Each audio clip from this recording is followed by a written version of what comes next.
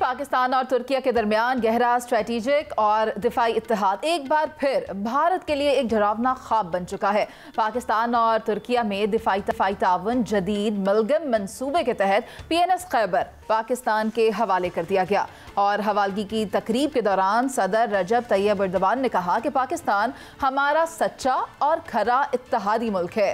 पाक तुर्क दोस्ती तक क़यामत जारी रहेगी। मलगम मंसूबे के तहत पहला जहाज PNS बाबर 24 मई 2024 को पाकिस्तान के हवाले किया गया। आज दूसरा जहाज और तीसरा जहाज PNS बदर जून 2026 के अख्ताम तक, जबकि चौथा जहाज PNS तारिक 2027 की पहली सहमाही में पाक बहरिया के हवाले किया जाएगा।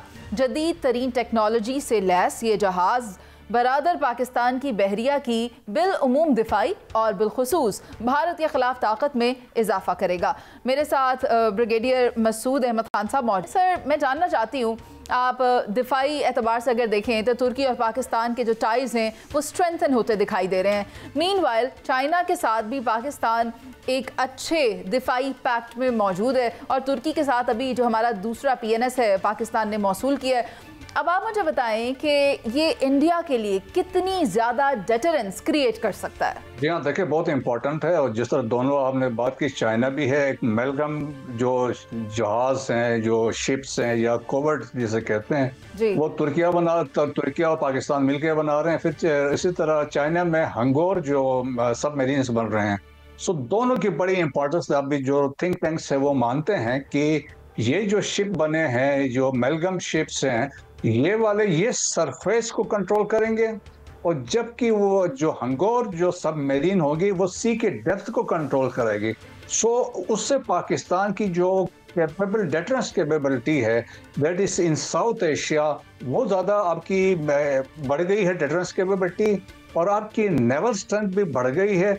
और फिर देखें कि ये जो तुर्किया से हमें मिलेंगे ये मेलगम शिप्स जो हैं, इसमें कैपेबिलिटी इसमें क्या है कि ये सरफेस टू एयर मिसाइल्स भी फायर करते हैं, सरफेस टू सरफेस भी फायर कर सकते हैं, फिर ये एंटी सबमरीन है। सो बहुत सारी, और फिर लेटेस्ट टेक्नोलॉजी। सो कंसेप्ट जो इस पूरे का था, that was considered bye Türkiye था। उनकी प्लानिंग भी उनकी थी, डिज़ाइन भी उनका था, कंस्ट्रक्शन भी उन्होंने की है। सो दे विल वो टेक्नोलॉजी भी ट्रांसफ़र करेंगे। सिमिलरली जो हंगोर जो शिप जो सबमरीन्स हैं वो आपके 8 बन रही हैं, और वो जिस तरीके से उसमें भी लेटेस्ट टेक्नोलॉजी है, स्टेट ऑफ आर्ट इक्विपमेंट है, और उसमें बताया जाता है कि सेंसर है, स्टेल्थ है, उसको डिटेक्शन बड़ी मुश्किल होती है। जब वो भी पाकिस्तान को पास आएंगे तो पाकिस्तान की जो नेवी में जो नेवल कैपेबिलिटी है, मैरीटाइम में अंदर जो पाकिस्तान का इन्फ्लुएंस होगा वो बहुत ज़बरदस्त होगा। सो बैलेंस ऑफ पावर जो होगा with the induction of this जो शिप भी है, सबमरीन्स भी जब आएंगे, दैट विल टिल्ट करेगा टुवर्ड्स पाकिस्तान। और पाकिस्तान नेवी वैसे भी देखें कि मार्के हक और बुनियाद मरसूस में बिल्कुल वो रेडी थे, उनके प्लानिंग्स बिल्कुल तैयार थे कि हमने क्या कुछ करना है।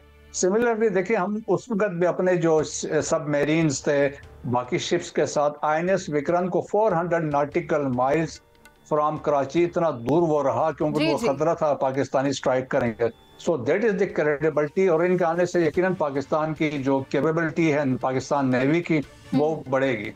सही, जहां आप INS विक्रांत का जिक्र कर रहे हैं, मैं यही सोच रही थी कि शहजाद हुसैन भट्ट साहब के पास ये सवाल लाया जाए। भट्ट साहब, आपको पता है वो लेकर आए उससे करीब, और उसके बाद पाकिस्तान का खौफ ऐसा तारी हुआ कि भारत ने INS विक्रांत को यू टर्न दिलवा दिया। और अब आप मुझे बताएं कि जब ये शिप्स पाकिस्तान को मौसूल हो रही हैं तो उसके बाद पाकिस्तान की नेवी मजीद स्ट्रेंथन हो गई है, भारत के ऊपर तो मजीद लर्जा तारी हो गया होगा। देखें, काबिल एहतराम मुनीज़ मोइन साहबा, आपने जो इंट्रो में बड़ी खूबसूरत बात की कि 4 जहाज़ों की पूरी तफसील आपने बता दी। बात यह है कि ये 4 जहाज़ जो ये बहुत बड़ा तोहफा है, और खुदा की कसम मैं तो आज प्राउड फील कर रहा हूँ।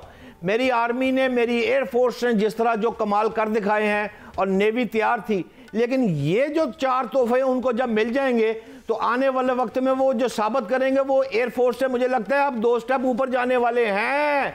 और बात ये है कि ये दरियाओं का रुख मोड़कर ये 4 जो जहाज़ हैं ये नीस्तो नाबूद कर सकते हैं हमारे मुखालफिन को। लेकिन बात यहाँ पर ये है कि मैं ये समझता हूँ कि ये जो टर्किया ने हमारे साथ किया है, यही वक्त था जिसका इंतज़ार हमें बहुत सालों से था कि एक ऐसा हुकूमत होगी, एक ऐसी आर्मी के साथ कोऑर्डिनेशन होगा, उलमा मशाइख कॉन्फ्रेंस होगी, आवाम होगी, तमाम अफराद एक पेज पर होंगे, तो फिर दुश्मन डरेगा। लेकिन यहाँ पर मैं सिर्फ सादा सा सवाल, ब्रिगेडियर मसूद साहब आप मुझसे बहुत ज़्यादा समझदार है और आपने भी फरमा भी दिया है, ये सारी डिटेल भी दे दी है। मुझे जो समझ आ रही है ये 4 जहाज़ों वाली बात, इस 4 जहाज़ों में से 2, एक तो पहले आ गया, एक मुनीज़ ने भी फरमाया भी, दूसरा जहाज़ भी मेरे पास आ गया। अब जो 2 जहाज़, और आपने भी कह दिया कि डिज़ाइन और कंस्ट्रक्शन सारी टर्किया की थी, लेकिन अगले जो 2 जहाज़ है, क्या वो 2 जहाज़ अब पाकिस्तान में बनेंगे और ट्रांसफ़र ऑफ टेक्नोलॉजी जो है वो शिफ्ट होगी, या मुझे सिर्फ 4 जहाज़ मिल रहे हैं या मुझे टेक्नोलॉजी भी मिल रही है? मेरे नाज़रीन को ये भी बताइएगा। हाँ बिल्कुल ऐसा ही है। देखें भट्ट साहब, ये जो 2 जहाज़ हैं पाकिस्तान में बनेंगे, पाकिस्तान की अपनी यहाँ पे कराची में हमारी वो कैपेबिलिटी वहाँ पे मौजूद है, और वो ट्रांसफ़र ऑफ टेक्नोलॉजी होगी। जो आप देखें कि तुर्किया और पाकिस्तान में जो ताल्लुकात है, जिस तरह प्रेसिडेंट रजब इसमें वहाँ पे मौजूद थे, तो आप एग्जेम्पलरी रिलेशन है बिटवीन द 2 कंट्रीज। सो उस वजह से कि वो टेक्नोलॉजी हमें ट्रांसफ़र होगी, और इसमें पाकिस्तान सिंस वो डिज़ाइन ऑलरेडी होगा तो पाकिस्तान खुद यहाँ पे बिल्ड करेगा। जिस तरह हैंगओवर जो है वो बाद में कुछ चाइना में 4 बन रहे, 4 पाकिस्तान में बनने हैं। सो पाकिस्तान के पास अपनी वो कैपेबिलिटी मौजूद है, हमारे पास इतने हुनरमंद लोग हैं कि ये चीज़ें बना सकते हैं। तो पाकिस्तान के लिए यकीनन बहुत खुश आइंद है कि we have the capability, we have the potentials, और हम इन चीज़ों को लेके आगे जा सकते हैं। और यकीनन देखें, ये इंडिया के लिए एक बड़ा वाज़ेह मैसेज है। और जिस तरह ये हंगोर की जिस तरह मैं बात कर रहा था, ये जो चाइना में बन रहे हैं, बेसिकली हंगोर सिंधी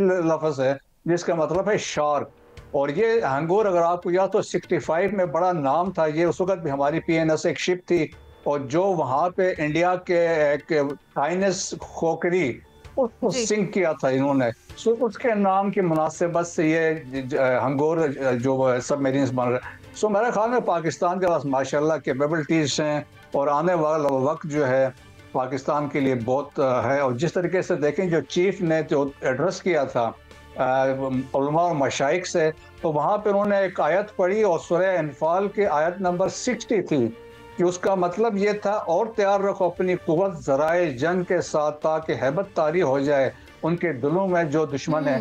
तो वो ये है चीज़ें, ये ज़राए जंग है जो आपने अपनी कैपेबिलिटी, अपनी इस्तेदाद को बढ़ाना है। मसूद साहब, दैट इज कॉल्ड डेटरेंस, और यही डेटरेंस जो है ना वो भारत के ऊपर एक लर्जा तारी किए हुए है। मैं आपको आज की ही एक खबर देती हूँ।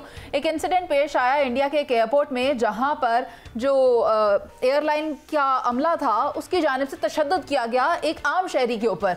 तो इससे पहले भी जो एक तैयारे का हादसा हुआ था इंडिया में, वहाँ पर यह देखा गया था मेंटल स्ट्रेस डायग्नोज हुआ था उस पायलट को। तो पाकिस्तान को देखते हुए इनके पायलट्स को तो मेंटल स्ट्रेस तारी हो रहे हैं, ये तो बीमार हो रहे हैं, ये तो जहनी मरीज बनकर सामने आ रहे हैं। क्या इतना ही काफ़ी नहीं होगा कि ये जहनी बीमारी में मुब्तला हो गया? और अब जब ये शिप्स भी पाकिस्तान को मिल जाएंगे, और फिर वो जो 2 पाकिस्तान में तैयार होने हैं, उसके बाद तो एक अजीबो गरीब सी जहनी कैफियत इनके ऊपर तारी हो जाएगी। और जब ये हो जाएगी तो इट ऑलरेडी मीन्स कि ये पाकिस्तान से हार चुके हैं। मसूद साहब, आपका बहुत शुक्रिया, आपने हमें वक्त दिया। बात यह है कि मरगम बिन साद बहरिया की दिफाई सलाहियतों के हवाले से एक इंतहाई अहम संग मील समझा जा रहा है, जबकि इसमें जदीद हथियार, जदीद सेंसर सिस्टम जो है वो जो दुश्मन ममालिक हैं उनके ऊपर हैबत तारी करने के लिए काफ़ी है।